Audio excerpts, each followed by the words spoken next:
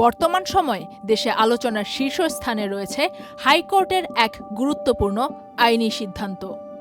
Bangladesh high court সম্প্রতি একটি writ আবেদনের প্রেক্ষিতে পূর্ণাঙ্গ রায় দিয়েছেন, যেখানে স্পষ্ট করা হয়েছে দ্বিতীয় বিয়ে করতে হলে প্রথম স্ত্রীর সরাসরি সম্মতি বাধ্যতামূলক নয়।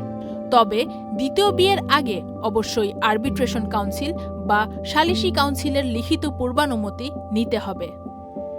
এর আগে 2021 সালের 13 ডিসেম্বর 1961 এর বহুবিবাহ সংক্রান্ত ধারার বৈধতা চ্যালেঞ্জ করে দায়ের করা রিটের প্রেক্ষিতে এই রায় দেয় আদালত।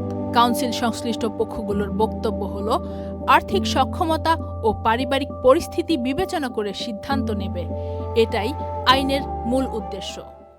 আরবিট্রেশন কাউন্সিল অথবা সালিসি পরিষদ যে রয়েছে, সেই সালিসি পরিষদের কাছ থেকে একটা অনুমতি নিয়ে তারপর সেই অনুমতি না নিলে আসলে দ্বিতীয় বিয়ে করা যাবে না। এবং এই যে অনুমতি নিতে হবে সেটাও কিন্তু খুব স্পষ্টভাবে আইনে বলা রয়েছে যে সেই অনুমতি যখন সালিসি পরিষদের কাছে চাইতে যাবেন একজন ব্যক্তি, সেখানে কিন্তু প্রথম স্ত্রী বা অন্যান্য যে স্ত্রী যারা থেকে থাকবেন তাদের কাছ থেকে কিন্তু একটা অনুমতি নিতে হবে।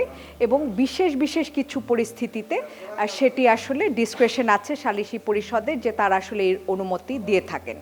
তো কি হতে পারে আসলে এই বিশেষ পরিস্থিতি? সালিসি পরিষদ তারা যদি আসলে দেখেন এটা আসলে বিধিমালায় বলা রয়েছে, আমরা অনেক ক্ষেত্রেই দেখা যাচ্ছে যে এই বিধিমালাটা পড়ছি না, শুধু আইনের সেকশন পড়ছি, ধারা 6 পড়ছি, উপধারা 2 পড়ছি, কিন্তু বিধিমালায় কি বলা আছে সেটা আমরা দেখছি না। তো বিধিমালা 14তে খুব স্পষ্ট করেই বলা রয়েছে যে স্ত্রী যদি কোনো কারণে তার কোনো বন্ধাত্ব থাকে, ইনফার্টিলিটির কোনো ইস্যু, অথবা স্ত্রী যদি কোনো ক্ষেত্রে দেখা যাচ্ছে যে মানসিক বিকারগ্রস্ত হয়ে থাকেন, বা স্ত্রী যদি কোনো ধরনের দাম্পত্য সম্পর্ক মেনটেন করতে কোনোভাবে তার কোনো ফেলিয়ার হয়ে থাকে, এই ধরনের কেসগুলোতে সালিসি পরিষদ আসলে এই বিষয়গুলোকে বিবেচনা করে এবং স্ত্রীর সম্মতি সাপেক্ষে এই ধরনের পারমিশন দিয়ে থাকেন, এবং তারপরেই কিন্তু একজন ব্যক্তি বহুবিবাহে আবদ্ধ হতে পারেন। তো এখানে একটি বিষয় আছে যে একটা ভুল বোঝাবুঝির জায়গা আছে, সেটা হচ্ছে যে এই যে স্পেশাল সার্কামস্টেন্সগুলো, এরকম যদি কোনো স্পেশাল সার্কামস্টেন্স থাকে, যেটা বিধিমালা 14তে বলা রয়েছে, বিধি 14তে, যেখানে স্ত্রীর বন্ধাত্ব বা মানসিক কোনো ধরনের কোনো সমস্যা, শারীরিক কোনো সমস্যা থেকে থাকে, শুধুমাত্র এই সমস্ত ক্ষেত্রে যদি স্ত্রী সম্মতি না দিয়ে থাকেন, তখনই কিন্তু দেখা যায় যে সালিসি পরিষদ সমস্ত কিছু বিবেচনা করে তাদের একটা স্পেশাল ডিসক্রেশন আছে যে তারা এই অনুমতি দিতে পারেন। তো তার মানে দেখা যাচ্ছে যে বারবার যে প্রসঙ্গটি আসছে যে বহুবিবাহের ক্ষেত্রে স্ত্রীর অনুমতির কোনো প্রয়োজন নেই, সেটি একেবারেই একটা বিভ্রান্তিকর তথ্য। এবং যেই রিটটি আসলে করা হয়েছিল 2021 সালে, সেই রিটটা কিন্তু করা হচ্ছিল যে এই আইনটাকে চ্যালেঞ্জ করে, অর্থাৎ এই আইনটাকে একটা বৈষম্যমূলক আইন, কর্তৃত্ববাদী আইন, এই ধরনের একটি বিষয়কে চ্যালেঞ্জ করা হয়েছে। এবং প্রাথমিক শুনানি যখন হয় তখন কিন্তু একটা রুল ইস্যু হয়েছিল, সেই রুলে বলা হয়েছে যে এটা আসলে কর্তৃত্ববাদী আইন কেন বলা হবে না, এবং পরবর্তীতে কিন্তু সেই রুলটাকে ডিসচার্জ করে দিয়ে রুলটাকে খারিজ করে দেওয়া হয়েছে। এই বিষয়ে ধর্মীয় দিক থেকে যেসব নিয়ম রয়েছে তার সম্পর্কে মুফতি আবুল কাশেম মোহাম্মদ ফজলুল হক বলেন, প্রথমত এই আইনটা কোনো মোল্লা মৌলবীর আইন নয়, এটা আল্লাহর আইন।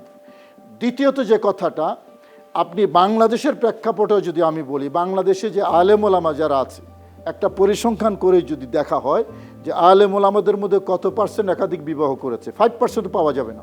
তার স্ত্রীদের মধ্যে সে যদি প্রয়োজনীয় ভরণ পোষণ সহ যে অধিকার স্ত্রীর আছে, সেই অধিকারগুলো যদি সে নিশ্চিত করতে পারে এবং পূরণ করতে পারে, ইসলাম সেক্ষেত্রে তার প্রয়োজন সাপেক্ষে বহু বিবাহ করার অনুমতি তাকে দিয়েছে।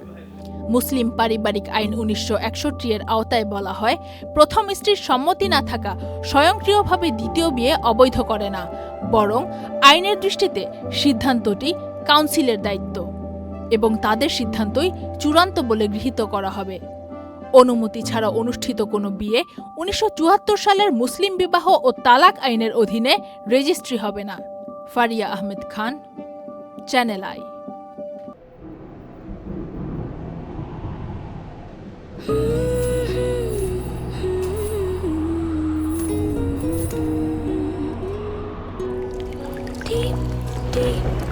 রিম ঝিম এই ভেজা শ্রাবণ জাগে জাগে মৃদু মাঝে শিহরণ শিহরণ এই ঘন বর্ষায় হারিয়ে দুজন তারি অনুভবে জাগুক শিহরণ এই ঘন বর্ষায়